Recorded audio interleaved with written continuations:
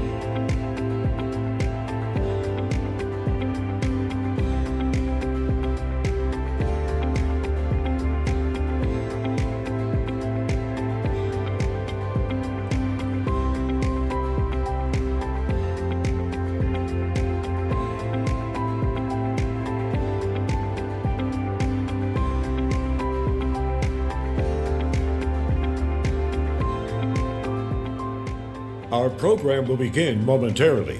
Please find your seat and silence notifications on your phone and devices.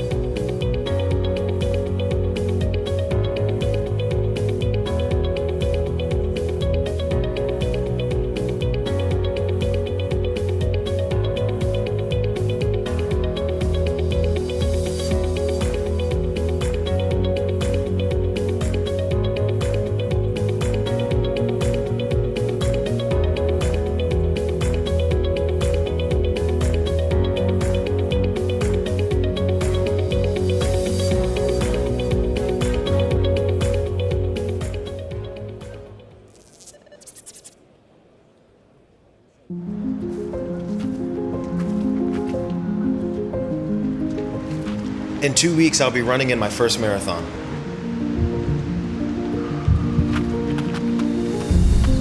I'll cross the finish line hours behind the elite runners. There'll be no oversized check for me to hold up, no big endorsement deal to sign, but my finish will be historic. Groundbreaking. Because in 2 weeks, I'll become the first transplant patient to complete a marathon with a bioengineered heart. We're making future advances possible, and it starts now.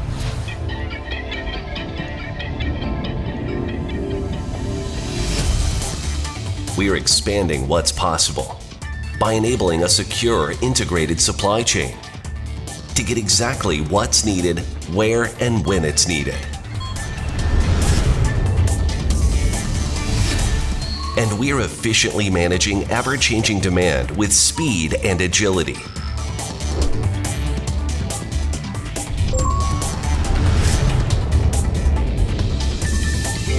Simplifying complexity and applying technology so a single machine is capable of endless customization.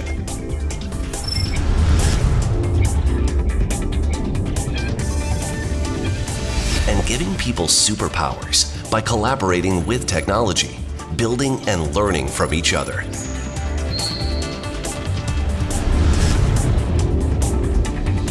We are minimizing impact, enabling net zero carbon production and optimization of resource consumption.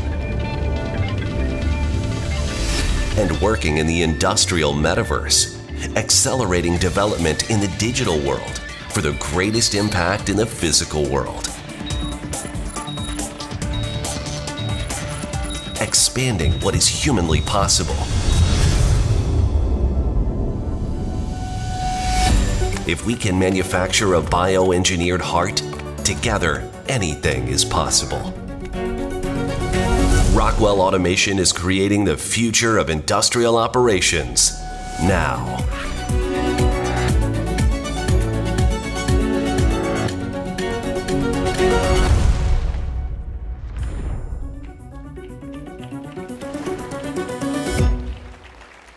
Welcome to Automation Fair 2023. Please welcome Rockwell Automation's Chairman and CEO, Blake Moret, to the stage.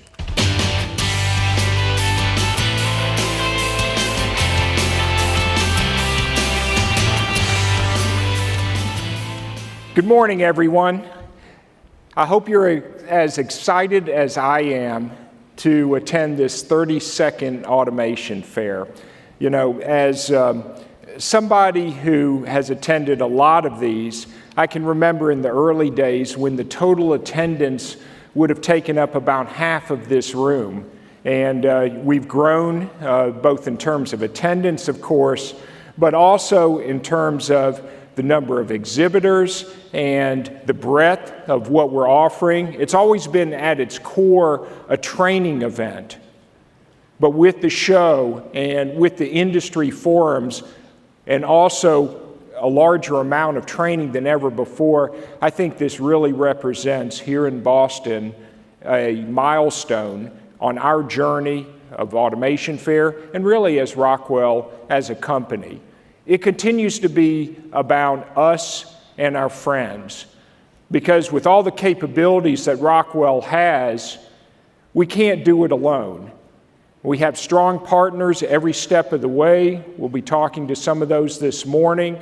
And so that ecosystem is what really sets us apart.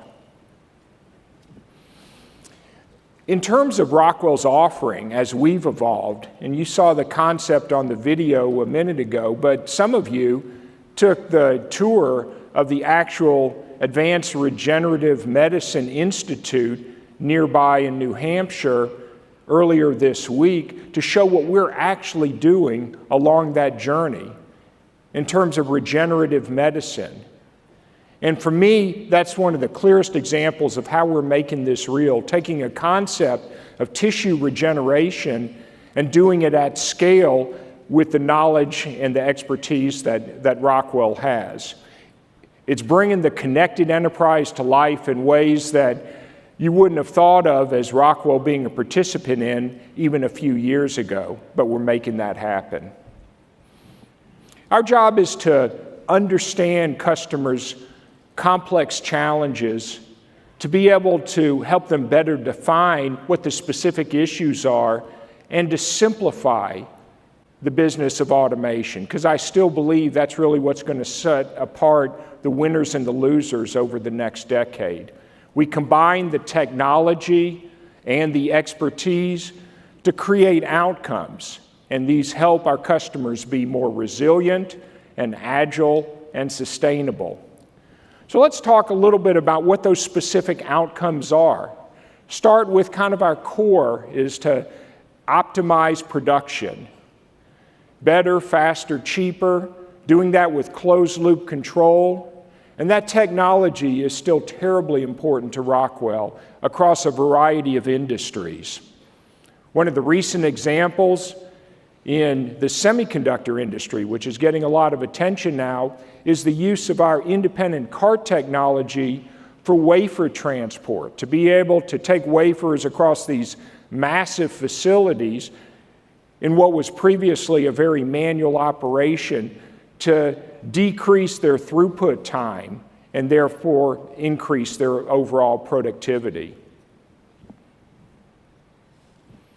Another example is building resilience, and I think all of us have recognized that during the last couple of years, resilience is back on the charts as something that is uppermost in the minds of manufacturers across a variety of industries, beginning with COVID shutdowns and the need for redundant operations when you just couldn't get people into certain places, to supply chain challenges that we could not have conceived of that limited production and caused us to see shortages of critical components, to being able to forecast demand accurately to deal with that kind of volatility that we didn't think we were going to have to deal with in this time.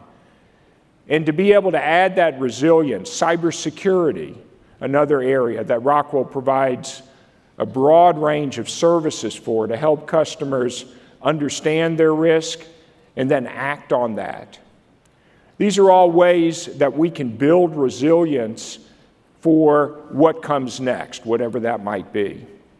We just made an acquisition of Verve that significantly increases our capabilities with respect to cybersecurity, adding software that we can continue to build our services around to provide those outcomes for customers to make them the hardest possible targets. Plex Demandcaster is another example, helping to better understand what the demand is on our supply chain. And so this is an area that for years we've talked about, that idea of connected supply chain, and customers intuitively know that there are huge savings and efficiencies to be gained there, and Rockwell has significantly increased our capability to help with that connected supply chain, and we'll continue to invest in this area. Another outcome is to empower people. You know, it may sound a little bit unusual for an automation company to talk about people as much as we do, but this really is a human-centric view of the plant floor. And we know that the winning hand is enabled, energized people who are comfortable interacting with the technology that gives them superpowers. And so it's a different way of framing our opportunity, but we find it to be very useful. And it's so important because in a period where workforce shortages are on the critical path to project completion across a lot of these industries, making the most of scarce resources by getting those people comfortable with the technology and properly equipping them is sometimes the difference between a successful and an unsuccessful project. Another outcome, sustainability. And importantly, sustainability is something that has multiple dimensions. It starts with just being a more efficient steward of the inputs that you need. So let's start by making sure that we limit the amount of energy, of water, that is needed in those operations. And then we look at the sources of that energy, helping to decarbonize traditional sources of energy, and then speeding the production and the capacity expansion of renewables as well. And so these are some of the outcomes that we can do. And importantly, it's with the same set of tools, the same technology that's being used for the basic control. So if you think of it, it's another aspect of multidiscipline control to be able to address the energy requirements as well. One of the places that we're doing this is with Occidental and their 1.5 project. So Occidental Petroleum has an initiative where they're producing some of the largest direct air capture units in the world, and we're very proud to be the process control supplier for these direct air capture units. Another area to be able to provide these outcomes is in accelerating digital transformation. I'm sure that virtually all of the customers in this room today have initiatives that are centered around digitizing their operation, creating digital twins to be able to simulate their processes, to be able to bring to the left on the timeline the commissioning of those processes, to be able to model those operations and gamify potential changes to the layout, to be able to move faster to debottleneck and to incorporate new requirements, new packaging formats, and so on. And the technology is available today to be able to do that virtually without having to run the endless hours of physical material through these processes in a trial and error process that's wasteful. And so accelerating that digital transformation, we have the consulting services to help customers better define those problems up front, to help with the change management, because that's so important. What begins as a glimmer in somebody's eye in corporate engineering will fail if the plants themselves don't feel empowered and engaged in that process. And we can help with that because we've seen it hundreds of times before. And then the technology, tools like Emulate 3D, FactoryTalk Twin Studio, to be able to help model those processes, to simulate them, and then transform that into more efficient operations. We really are picking up the pace as a company. The things that I'm talking about this morning largely were not a part of our portfolio 10 years ago, and we've built on that foundation of rock-solid control, hardware, the end devices, the programmable control, the operator interface, and built around that the additional information management capabilities, the high-value services that are part and parcel of delivering these outcomes. And I think we're in a whole new place as we create the future of these industrial operations. So we talk about our offering as including the production design, the things I've talked about with Emulate 3D, Twin Studio, FactoryTalk Design Studio, things like that. We have the control with our continuing best-in-class Logix, with new capabilities for process control, for machine control, for motion control. And then we look at the logistics, an area that we didn't talk as much about in the past, but logistics, if you think about independent cart technology, both on the machine and then between machines, as well as our new offering of autonomous mobile robots, it's really a space that is as important as the basic fixed line control in operations. And we didn't really address that as much in the past. I know for all the years I've been in this business, as I've tried to explain to people on the outside, what do? They say, oh, so like robots, automation like robots. Well, not really. And now we can say, yeah, a little bit. We are in the robot business because there is a natural affinity there that brings those together. It's also about the edge and cloud solutions. And we recognize that there are different applications requiring on-premise information management and cloud-native SaaS applications. And we have both in a really strong portfolio. We have built and we have bought different applications. You'll hear more about these over the week. You'll get a chance to see them to give customers a choice because you're at different places in your journey. Sometimes you want a highly customized on-prem application.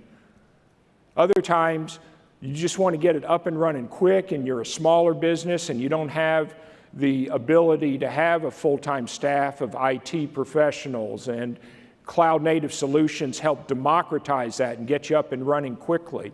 We have both of those, and we're also looking at ways in the roadmap to be able to bring the best of both worlds together. We have examples, for instance, of using the quality management capabilities of Plex with our FactoryTalk Production Center.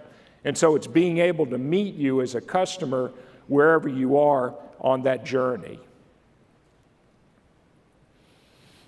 And again, it's about not only the technology, but it's also about the expertise, because the parts don't just fit together quite yet. And so having expertise, experts on the technology, having that industry knowledge of understanding what are the key gotchas in certain high-value applications, that's an important part of what our lifecycle services business provides, and also, really importantly, that ecosystem. We're not so arrogant to think that we can do it all by ourselves. We have a great network of partners at each stage of the game, from our channel, our distributors, to our integrators, the machine builders, all the way through EPCs, because we recognize that that web of community and ecosystem is what's going to win the game. So that solid foundation is giving us the opportunity to really address what I think are endless possibilities as we seek to expand human possibility, to basically take the imagination of people and the potential of technology to address these problems that we couldn't address as efficiently in the past. And in the end, it's really about improving the quality of life. I mean, if we think about when manufacturing plants were closing during COVID with shutdowns, we recognized how much we depend on manufacturing and automation to preserve our quality of life. You just can't do a lot of the things in manufacturing through purely manual processes. There's too many of us. There's too much of a requirement on quality. Think of all those doses of COVID vaccine. You couldn't do that manually. You can't package food. You can't build cars without a certain degree of automation intensity. When I was just down at Georgia Tech in the 80s, I wrote a paper on the impact of the factory of the future. And 30 plus years on, I've had an opportunity to, kind of look back in hindsight at that. And I got a couple of things right. I'd say the paper was okay, not great. Things like, small parcel delivery, that became more important as time went on. Robots obviously continue to be more and more important. But one of the things that I didn't contemplate at that time that I've seen now is the importance of reducing the complexity. That human factor and being able to more easily select and integrate and commission the equipment and to keep it running and to have a workforce that understood the technology and had the opportunities for upskilling along the way. That was an area that I didn't really recognize, but today I think, again, that's what's going to sort out the winners and the losers going forward, is if we can simplify this whole business of applying the technology with people who are comfortable interacting with it. What I'd like to do now is to